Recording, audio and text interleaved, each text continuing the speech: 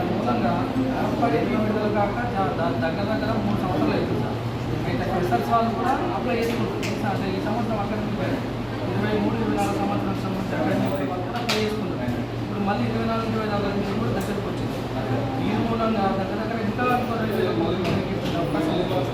మూడో అంశం ఏంటంటే ఇప్పుడు ఫైనల్ ఇయర్ అయిపోయి లేకుంటే సెకండ్ ఇయర్ అయిపోయిన వాళ్ళు ఇంకా సెకండ్ ఇయర్ అయిపోయి లేకుంటే ఫైనల్ ఇయర్ అయిపోయిన వాళ్ళకి రీఎంబర్మెంట్ రాకపోవడం వల్ల ఇప్పుడు కొన్ని కాలేజీలు అప్పులు చేసుకొని టీకాలు ఇస్తున్న సందర్భంలో సో అట్లా చేయడం వల్ల వాళ్ళకి సర్టిఫికేట్స్ ఇస్తలేదు. అంటే మీరే ఇంటికి తీసుకొచ్చి ఫీజు కడితే మీకు సర్టిఫికేట్ ఇస్తామని ఇట్లాంటి చెప్పడం వల్ల అసలు విద్యార్థులు అంటే గర్ల్స్ కావచ్చు బాయ్స్ కావచ్చు వాళ్ళు చదువు మధ్యలో ఆగిపోయేటువంటి పరిస్థితి.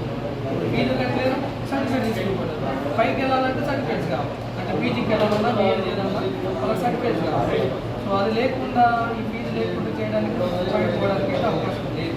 సో ఈ నుంచి మా రిలీజ్గా రిక్వెస్ట్ ఏంటంటే గవర్నమెంట్కి ఎంత తొందరగా ఎంత తొందరగా ఈ ఏదైతే ఆర్టీఎఫ్ రీఎంబర్మెంట్స్ ఏదైతే తొందరగా రిలీజ్ చేసినట్టుగా చొరవ తీసుకుంటే బాగుంటుంది.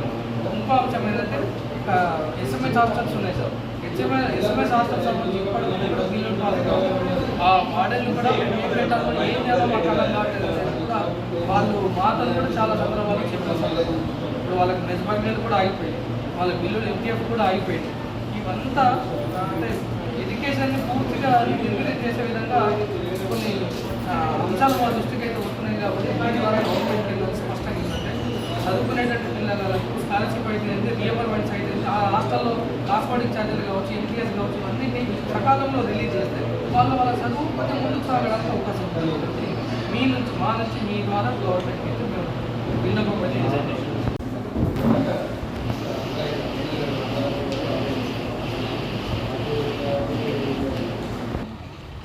నేనేం మాట్లాడతాను మా మిత్రులు మాట్లాడతాను.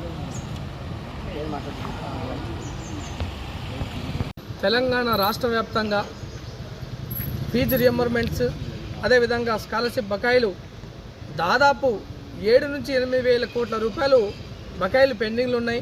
గత ప్రభుత్వం ఇదే విధంగా వైఖరిని కొనసాగించి ఇవో రియంబర్మెంట్స్ విడుదల చేస్తున్నాం, అవగో స్కాలర్షిప్ ఇస్తున్నాం అని చెప్పేసి ఆశ లేపి ఇప్పటికీ 7-8 వేల కోట్ల రూపాయలు పెండింగ్లో పెట్టడం అంటే విద్యార్థుల జీవితాలతో చెలగాటం ఆడటమే తప్ప మరొక అంశం లేదని చెప్పేసి మాకు స్పష్టంగా అర్థమవుతా ఉంది. అదేవిధంగా కొత్తగా ప్రభుత్వం ఏర్పాటు చేసినటువంటి కాంగ్రెస్ ప్రభుత్వం ఈరోజు విద్యార్థుల పక్షాన్ని నిలబడుతుంది, విద్యార్థుల పక్షమే కొట్లాడుతుందని చెప్పినటువంటి కాంగ్రెస్ ప్రభుత్వం ఇప్పటికీ దాదాపు 3 నెలలు గడుస్తున్నా ఇప్పటికీ రియంబర్మెంట్స్ కావచ్చు, స్కాలర్షిప్ కావచ్చు ఆ విషయం పైన ఏమాత్రం ఊసేలేదని చెప్పేసి ఈరోజు ఈ కాంగ్రెస్ ప్రభుత్వం వ్యవహరిస్తుందనేటువంటి విషయాన్ని మాకు స్పష్టంగా అర్థమవుతూ ఉంది. కేవలం ఓట్ల కోసమే ఈ రాజకీయాలు జరుగుతుందని చెప్పేసి మాకు అర్థమవుతూ ఉంది. తక్షణమే ఈ రాష్ట్ర ముఖ్యమంత్రి రేవంత్ రెడ్డి గారిని పీడీఎస్గా మేము కోరేది ఒకటే, ఏదైతే రాష్ట్ర వ్యాప్తంగా ఉన్నటువంటి స్కాలర్షిప్ రియంబర్మెంట్స్ ఫీజులు బకాయిలను వెంటనే చెల్లించాల్సినటువంటి అవసరం ఉంది. ఈ ఏదైతే రియంబర్మెంట్ స్కాలర్షిప్ రాకపోవడం వల్ల విద్యార్థులు చాలా తీవ్ర ఇబ్బందులకు గురి అవుతున్నటువంటి సందర్భాలు అనేకం ఉన్నాయని చెప్పేసి కూడా ఈ సందర్భంగా మేము తెలియజేస్తున్నాము. కొంతమంది విద్యార్థులు అయితే తమ చదువులు ఇటు ఫీజులు కట్టలేక అటు సర్టిఫికేట్ తీసుకోలేక మరి పై చదువులకు పోలేక ఈరోజు వారి చదువులు మధ్యలోనే ఆగిపోయేటువంటి ప్రమాదంలో వాళ్ళు ఉన్నారని చెప్పేసి ఈ సందర్భంగా మేము ముఖ్యమంత్రి గారిని కోరుతా ఉన్నాము.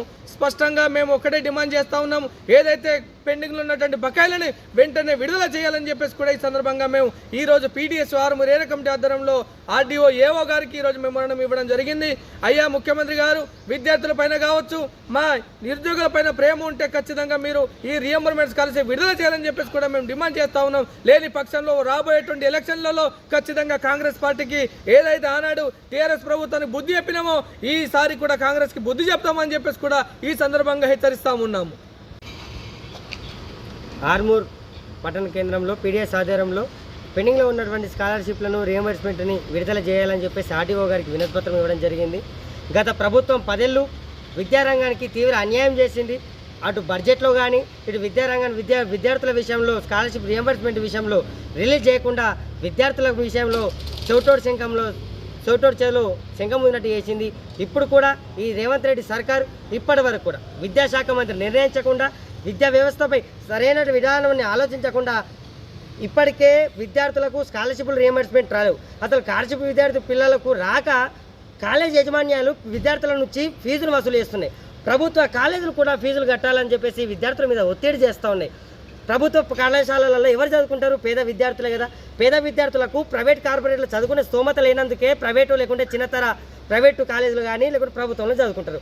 వాళ్ళకు కూడా రియంబర్స్మెంట్ విడుదల చేయకుండా వేల కోట్ల రూపాయలను ఇప్పటికీ ఆ సారాయంలో కాళేశ్వరం లక్షల కోట్లు పెట్టి ఇప్పుడు మీ ఆయంలో ఆ పాలన ఈ పాలన పెట్టేసి వేల కోట్లు వృధా చేసే బదులు విద్యార్థుల భవిష్యత్తు దృష్ట్యా విద్యార్థుల కోసం పెండింగ్లో ఉన్నటువంటి స్కాలర్షిప్లను రిలీజ్ చేయాలని చెప్పేసి పీడిఎస్గా డిమాండ్ చేస్తూ ఉన్నాం. రేవంత్ రెడ్డి గారు ఇప్పుడు లోక్సభ కోడ్ నడుస్తూ ఉంది, ఎలక్షన్స్